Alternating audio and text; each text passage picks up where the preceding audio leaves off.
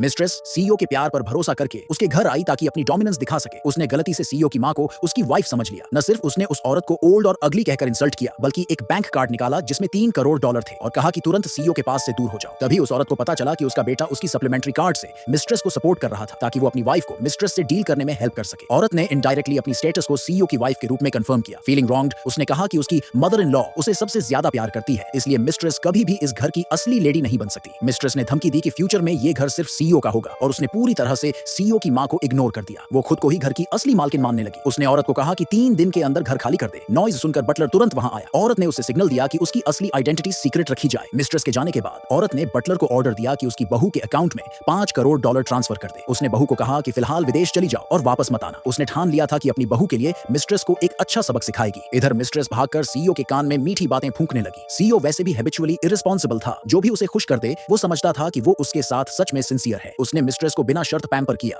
और अपनी वाइफ की जान बचाने वाली कुर्बानी और सालों की डिवोशन को पूरी तरह भूल गया। वो अपने दिन वाइफ से डिवोर्स की प्लानिंग में बिताने लगा। मिस्ट्रेस को खुश करने के बाद वो आधी रात को घर लौटा। उसकी मां लिविंग रूम में पूरी रात उसका इंतजार कर रही थी। उसे देखते ही सीईओ तुरंत घुटनों पर बैठ गया। मां ने फैमिली रूल्स पर एक लंबा लेक्चर शुरू कर दिया। उसने साफ कहा कि उनकी फैमिली की असली लेडी सिर्फ उसकी बहू है। अगर वो फिर से मिस्ट्रेस के साथ चक्कर में पड़ा तो मां उसे घर से हमेशा के लिए निकाल देगी। सीईओ ने ऊपर से हामी भर दी, लेकिन पीठ घुमाते ही मां की डांट भूल गया। वो सोचता था कि घर में अकेला मर्द वही है और ये घर आखिर में उसी का होगा। मिस्ट्रेस जानबूझकर घर के मेन गेट पर सीईओ के साथ अपना प्यार दिखाने लगी ताकि जिसे वो असली लेडी समझ रही थी उसे एक वार्निंग दे सके। औरत गुस्से से आग बबूला हो गई। उसने सर्वेंट्स को कहा कि buckets of water locker car धोएं, लेकिन असल में वो मिस्ट्रेस और सीईओ दोनों को सबक सिखाने वाली थी। सीईओ अपनी मां के सामने खुलकर जाने की हिम्मत नहीं करता था। वो फिर से उनके सामने घुटनों पर बैठ गया, लेकिन उसकी बातें अब भी बस फॉर्मेलिटीज जैसी थी। मां ने सख्त वार्निंग दी कि अगर उसने मिस्ट्रेस के साथ चक्कर जारी रखा तो मां बेटे का रिश्ता उसी वक्त खत्म हो जाएगा। कुछ ही समय बाद उस औरत ने मिस्ट्रेस को हुआ ग्रुप से बाहर निकाल दिया। अफवाह फैल गई कि ये सब सीईओ की मां के आदेश पर हुआ था। मिस्ट्रेस ने अपने मन में मान लिया कि सीईओ की वाइफ ने जाकर उसकी शिकायत की है। गुस्से में वो फिर से औरत से उलझने वापस आ गई। सीईओ के लौटने पर उसने जानबूझकर बेचारी बनने का नाटक किया ताकि दिखा सके